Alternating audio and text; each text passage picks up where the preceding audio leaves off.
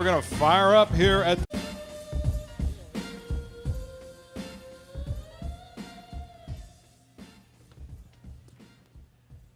All right, ZestFesters, start making your way back over to the Celebrity Chef stage. It's time to eat. Free food, remember, that's why you're here. We're ready to deliver. Let me tell you a little bit about these men you see before you, Danny Escandon and Chris Vehr from the Hills Market up in Worthington, a gourmet grocery store, gourmet specialty foods, and they are also fantastic cooks.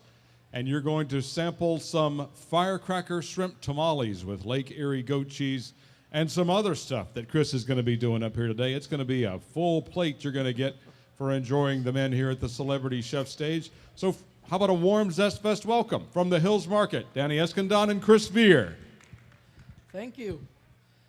I'm Dan Escandon. I'm the chef and the food service director for the Hills Market in Worthington. This is Chris Vehr. Hi, I'm Chris, and I'm at the Hills Market in Worthington as well. I started with Cameron Mitchell Restaurants, and then I was with New Albany Country Club, and then I worked for Air Chef. We did catering for private aviation. I did that for 5 years. And then recently, Dana and I both started at the Hills Market, both in February. Oh, yes. And we actually mixing our different styles of cooking, actually. I was originally born in South America. I'm from Ecuador. And I like to play around with food, actually. I just don't like to follow the recipe the way it is. I like to kind of tweak it until it comes the way I want it. And that's what we did with the items that we're going to present to you today. We chose to do a firecracker shrimp tamale.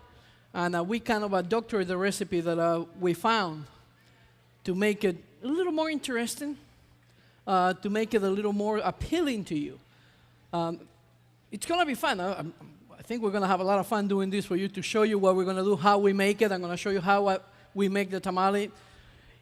In Latin America, we make things very different. I mean, we have a very wide range of flavors there. So I know a lot of people look at tamale as a Mexican thing, but it's not.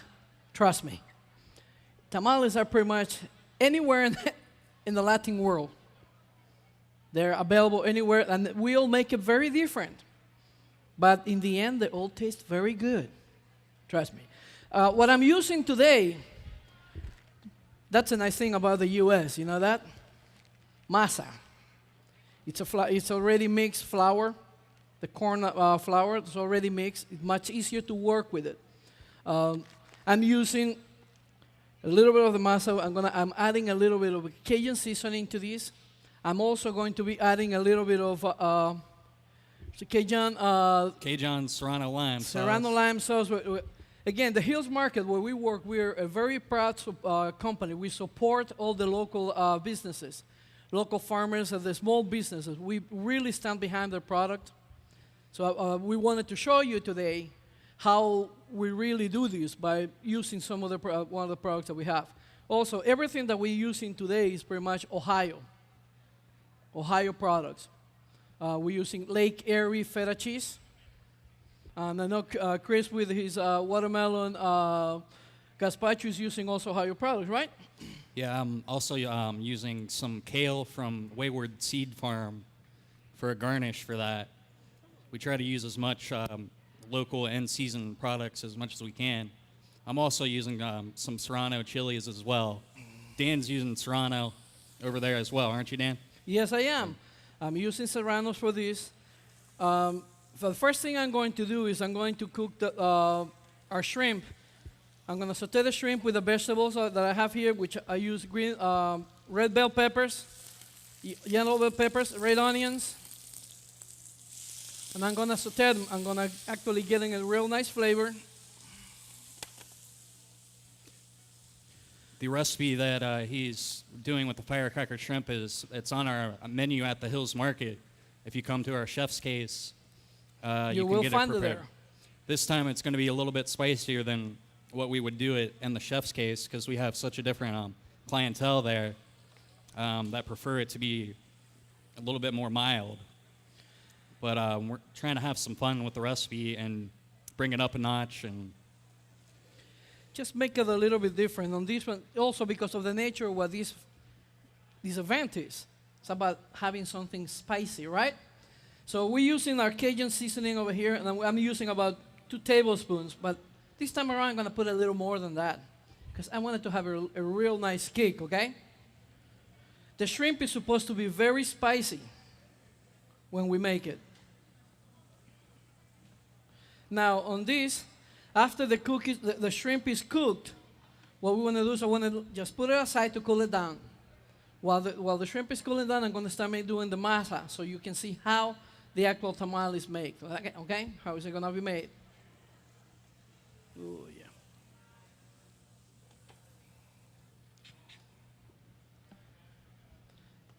Now, for the tamale, you're going to mix all your dry ingredients first. Okay? You're going to make sure that they're all toast together, that they all mix, so there's nothing, a little bit more of anything. No, they're all mixed pretty well over here. And we do cooking classes at the Hills Market as well.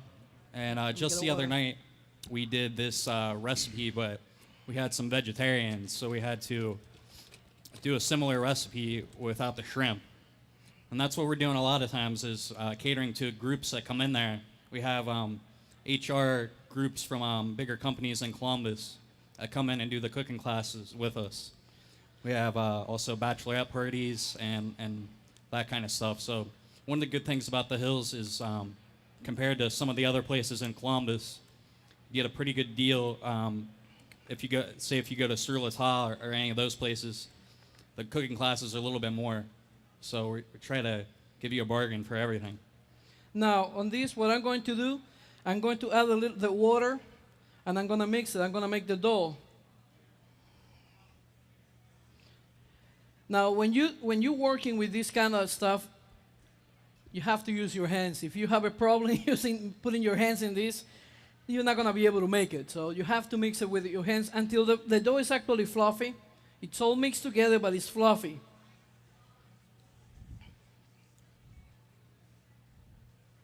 Dan, you wanted to add some serrano chilies to that, is that correct? Oh, yes. Yep. Oh, yes, we're going to add a little bit of that. Now, after it's all mixed over here, I'm going to be adding the butter. And before I add the butter, I'm going to mix the shrimp, the peppers with the butter, so it gets all the flavor, and then we put it all together in here, and then we'll assemble the tamale.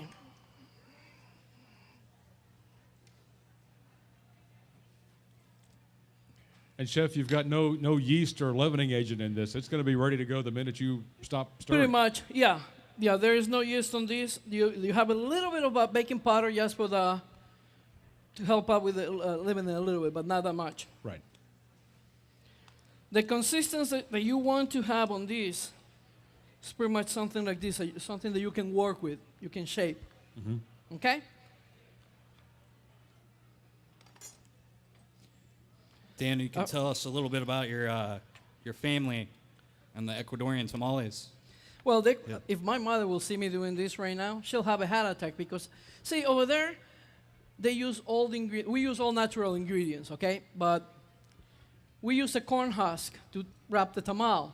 My mother will use the same thing to tie the tamal. Well, you know what? It's nice, but I'm going to use twine because it's much easier to do. It's easier to tie it with that, okay? They fall apart all the time, so today, if my mother will see me wrapping a tamal, tying a tamal with twine, oh, she'll have a heart attack. But you know what? Sorry, Mom. Today we're going to have a little different thing. And you would have ground your own masa there, too. There would have been yes. Over there, basically, when my mother used to make these tamales, I remember I've been in the kitchen since I was a kid. This is the only thing I ever wanted to do is be a chef. And I used to see my mom grab the fresh corn and grind it. And then make the flour herself. I mean, just do one step at a time. It used to take her 2 days to make tamales. Now it takes us 20 minutes, which is fun. We have the rest of the day to have fun, not only to cook. Now, what I'm going to do is I'm going to add all this together.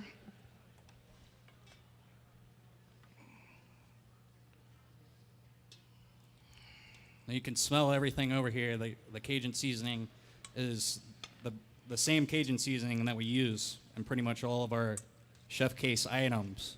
We also have some Cajun bourbon chicken that we have, and the case, and as well as a couple other chickens.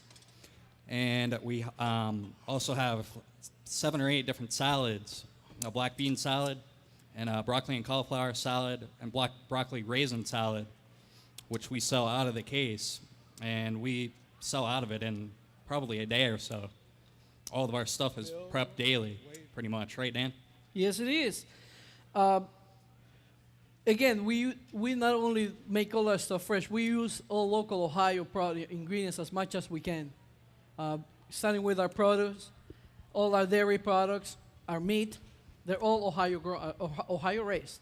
That's the way we like to do our things over there. So now what we're gonna do, we're gonna assemble this tamal real quick.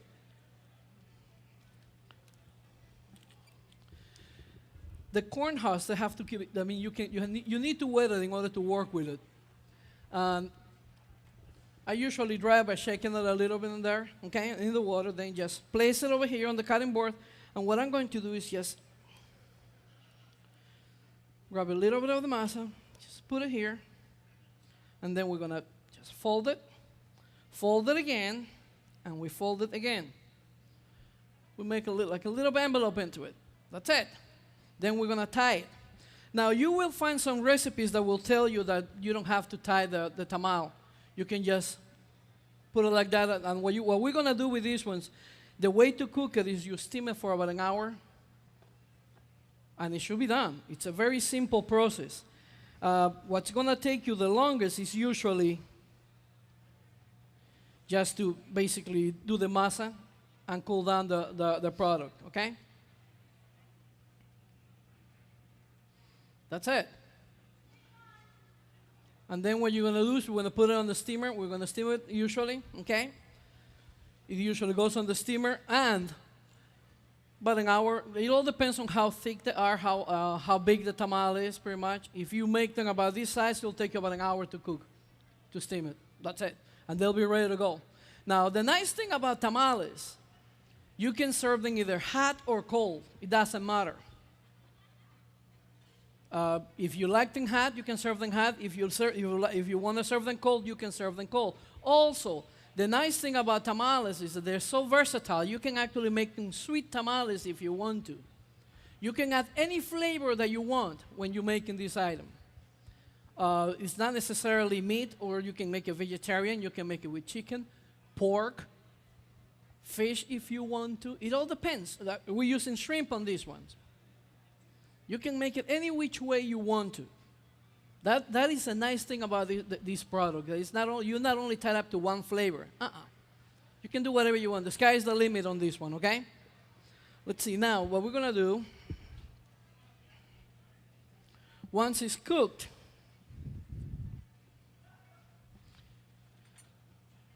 we're gonna present it over here. Please, if you have any questions, feel free to interrupt me and ask. That's the whole key of this thing. I mean, get you involved if you want to. So That's why we're here. If you have a question, we have one in the back already, Chef. Let me get back there. peppers. Yes, ma'am. We came in a little late. Can you get the corn husk at Hills? I'm sorry? Can we buy the corn husk at Hills? Well, we can get it. We don't carry them over there currently right now, but if you order, we can get them for you. Oh yeah, we're able to get it for you if you're required. Any other questions, please? Just raise your hand. We'll bring the mic to you. I think they're, again, just hungry, Chef. Oh, I believe it. Now, another thing that you can do with this one, when you present it, you can actually cut it if you want to in half, so that way you have a little bit.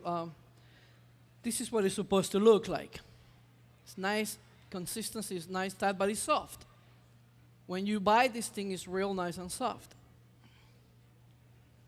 It's nice that he added the goat cheese to that as well, because I think that that could also pair well with some wines. Sorry. Usually with Mexican tamales, it can be very hard to pair up with the Californian wines, but the style that we're doing, I think, would go very well with a Malbec or a full-bodied cab. And that's what we do at the Hills Market. We also have a wine dinner on the last Thursday of each month, and we have about 30, 35 people that come in. We have 6 courses and 6 different wines. We also have a veranda area where everybody can come out and try things during the week. We have different Ohio vendors that come in and prepare foods for everybody. So we have a lot of stuff going on there.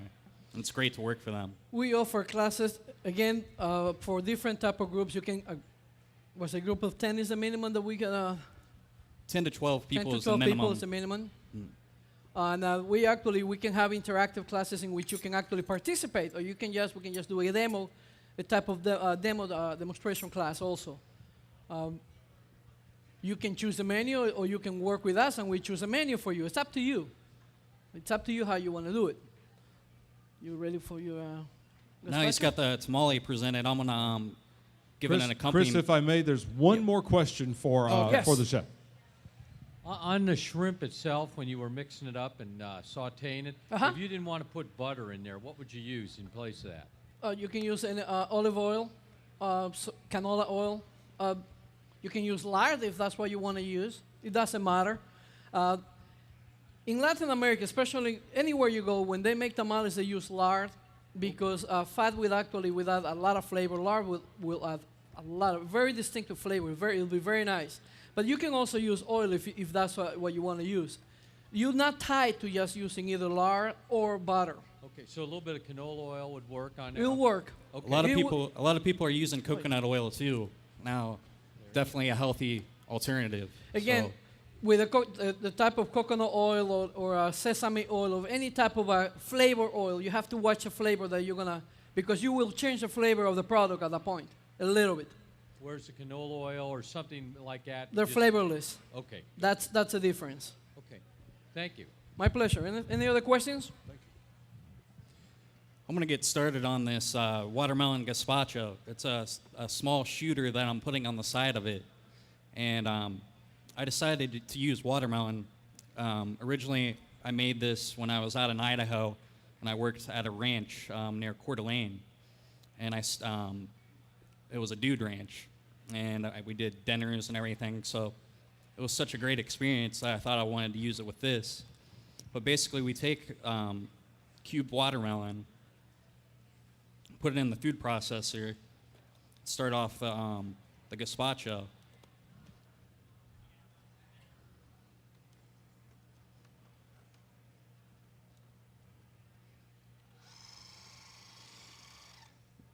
There's about 6 different ingredients that go into this. We got a watermelon, Ohio tomato, and serrano chili, cilantro, and red wine vinegar that goes with it. Dan, if you could help me cut that tomato up. How you want it? I just need it cubed, if that's all right. Yeah. I'm going to garnish it with some kale when I present it, and then also I'm going to give a cucumber slice with it, so it has like a fresh feeling. You could also add vodka or tequila to this. In this case, I don't think they're going to allow me to do that, but some other time, if you're having a party at home, it would definitely work to put that into that. You want it smaller or? That's fine. When you're putting the stuff in the food processor, it doesn't necessarily matter what the size is because it's all going to get chopped up. So don't worry about what your chops are going to be like. So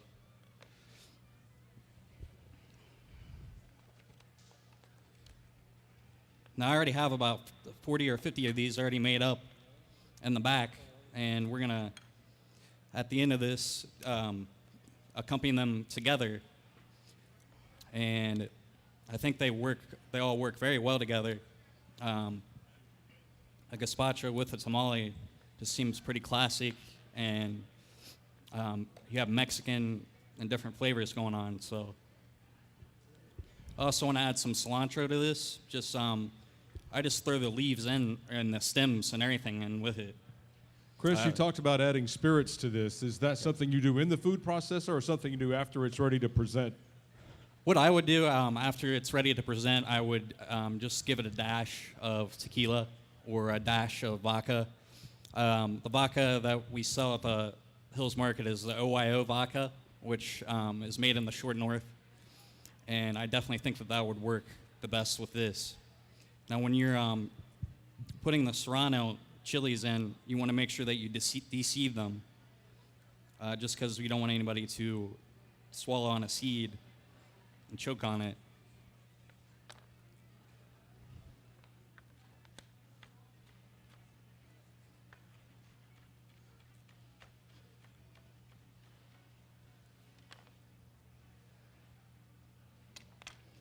We also want to add a little red wine vinegar to this.